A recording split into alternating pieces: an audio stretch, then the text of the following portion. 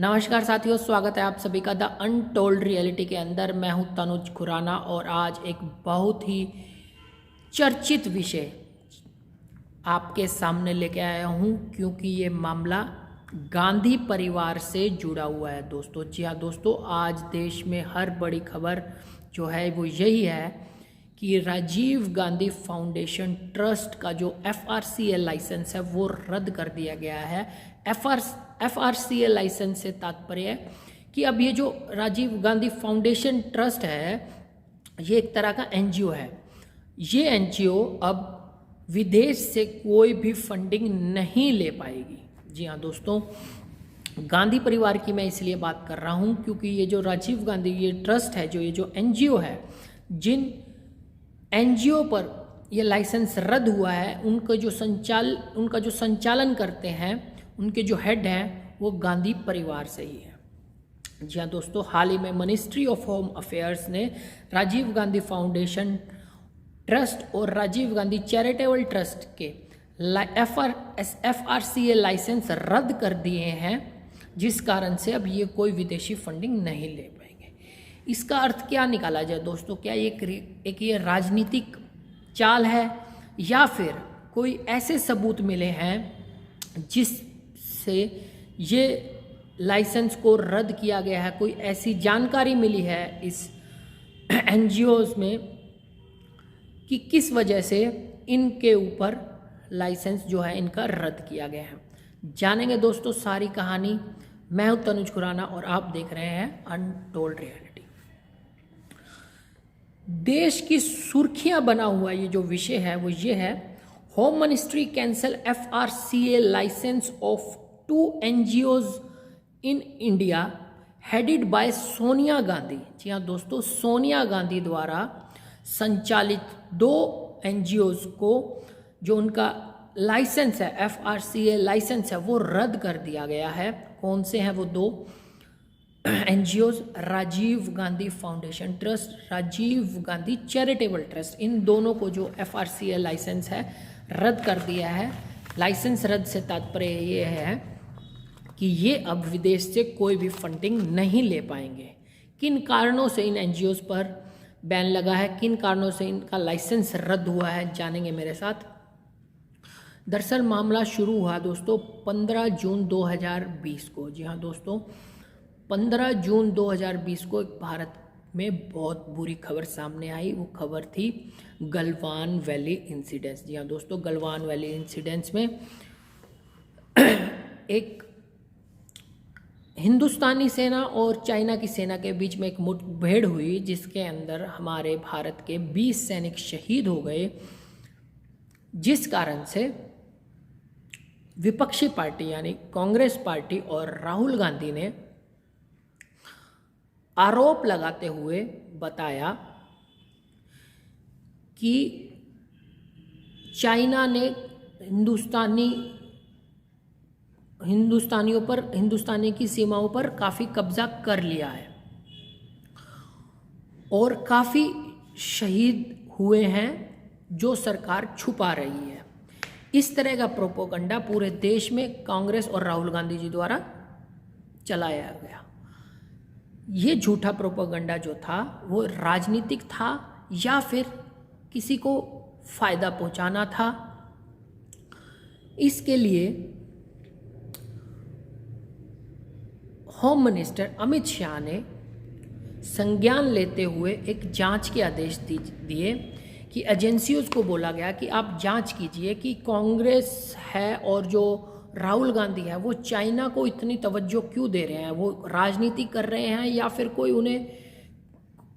उन्हें ऐसा बुलवाना चाह रहा है।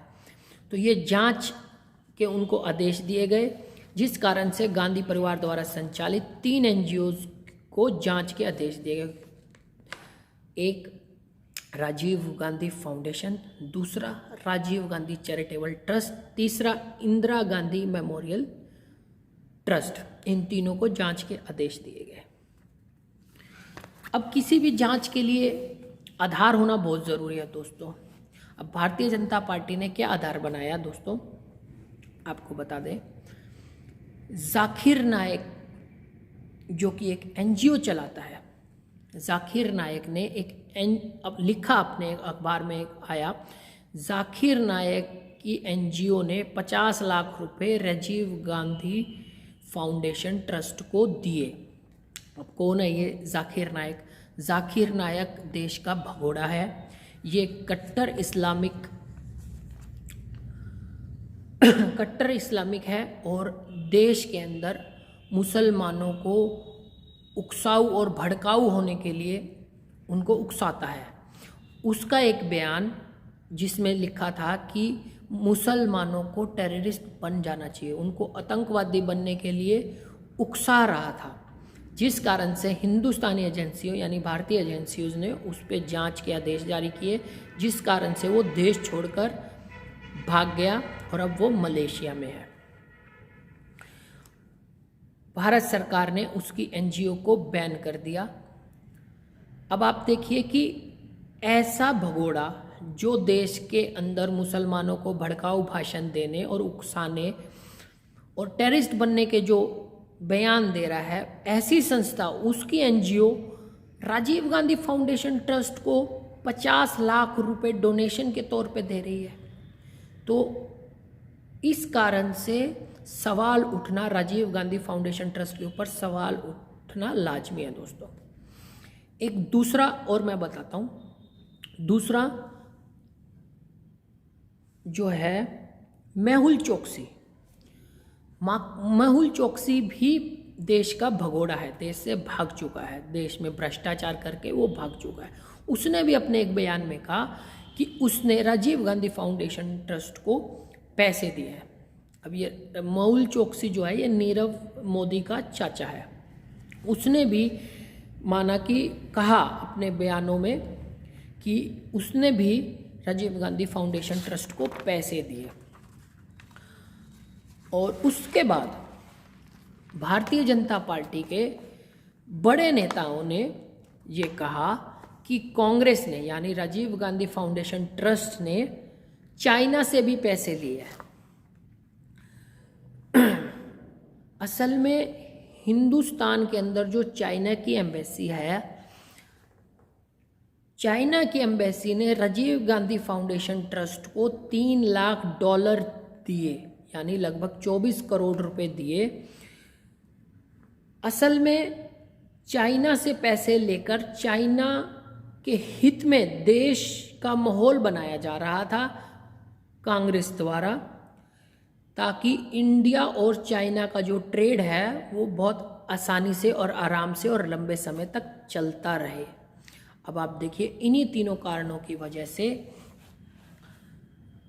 राजीव गांधी फाउंडेशन ट्रस्ट का जो FRCA लाइसेंस है वो रद्द कर दिया गया। अब ये लाइसेंस रद्द होने के बाद जो प्रतिक्रिया आना लाजमी था। अब कांग्रेस के जो बड़े नेता है यानी अशोक गहलोत जी का एक बयान आया, उन्होंने ट्वीट कर लिखा है कि ये जो राजीव गांधी फाउंडेशन है वो देश की भलाई के लिए, देश में जो सोशल वर्क है उसके लिए ये संस्था बनी हुई है। अब दोस्तों एक सवाल मैं आपसे पूछना चाहता हूँ, क्या ऐसी संस्था दूसरी ऐसी संस्था से जो पैसे ले रही है, जो देश में भड़काऊ भाषण दे रहा है, या वो देश का भगोड़ा है, या वो दूसरे देश से पैसे लेकर उसकी पब्लिसिटी कर रहा है देश के अंदर, क्या वो पैसा लेना सही है? इन्हीं सभी कारणों से ये जो राजनीति है वो गरमाई हुई है दोस्तों। सवाल क्योंकि सीधे सीधे सोनिया गांधी जी के ऊपर उठता है। तो ये थी दोस्तों आज की ये कहानी, आज का ये विषय जिस पे हम चर्चा कर रहे थे। तो आज की ये वीडियो, आज की ये जानकारी आपको कैसी लगी मुझे कमेंट करके ज़रूर बताइए दोस्तों। और ऐसी ही महत्वपूर्ण जानकारी के लिए, अपडेट रहने के लिए इस चैनल को सब्सक्राइब कीजिए, लाइक कीजिए और बेल आइकन दबाना बिल्कुल मत भूलिए। मैं हूं तनुज खुराना। जब तक के लिए जय हिंद, जय भारत दोस्तों।